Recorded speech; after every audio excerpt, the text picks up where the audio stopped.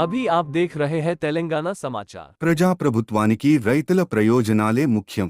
CM స్వతంత్ర భారతదేశంలో ఏ రాష్ట్రం కూడా 31,000 కోట్ల రూపాయల రుణమాఫీ చేయలేదు. ఈ రోజు తెలంగాణ రాష్ట్రం మా ప్రభుత్వం చేసింది. ఇది దేశ చరిత్రలోనే రికార్డ్. ఈ రికార్డ్ రైతుల కోసమే చేసినాము. రైతులను ఆదుకోవాలన్న ఆలోచనతో చేసినాము. ఇవాళ మేము రుణమాఫీ చేసినామంటే ఎన్నికలు లేవు, మేము ఓట్లు అడగడం లేదు. ఎన్నికలు ఉన్నప్పుడు ఓట్లు అడిగినప్పుడు రాజకీయ పార్టీలు ఇట్లాంటి నిర్ణయాలు చేస్తాయి తప్ప రాజకీయ ప్రయోజనం లేకుండా రైతు ప్రయోజనం కోసం ఎప్పుడు జరగలే. కానీ మేము రైతు ప్రయోజనానికి ప్రాధాన్యత ఇవ్వాలన్న ఆలోచనతో ఏ ఓట్లు లేనప్పుడు ఏ సీట్లకు ఎన్నికలు జరగనప్పుడు ఈరోజు ఈ కార్యక్రమాన్ని తీసుకోవడం ద్వారా రైతులకు అండగా నిలబడతామన్న విశ్వాసాన్ని మేము కల్పించదలుచుకున్నాం. ఈరోజు ఇంత మంచి కార్యక్రమాన్ని ఆలస్యం చేయొద్దు. 2 వారాలు కూడా పూర్తి కాలే.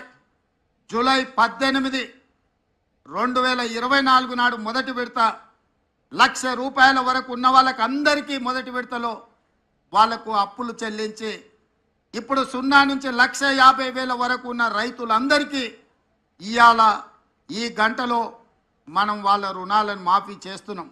నెల తిరగక ముందే 0 నుంచి 1,50,000 వరకు ఉన్న దాదాపుగా 18 లక్షల మంది రైతుల రుణాలను మాఫీ చేసి మా చిత్తశుద్ధిని నిరూపించుకున్నాం.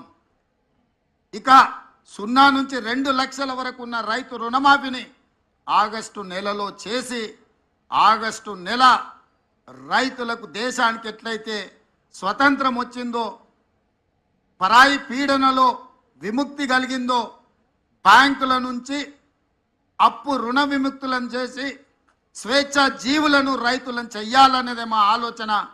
జూలై నెల, ఆగస్టు నెల చరిత్రలో లిఖించదగిన నెలలు.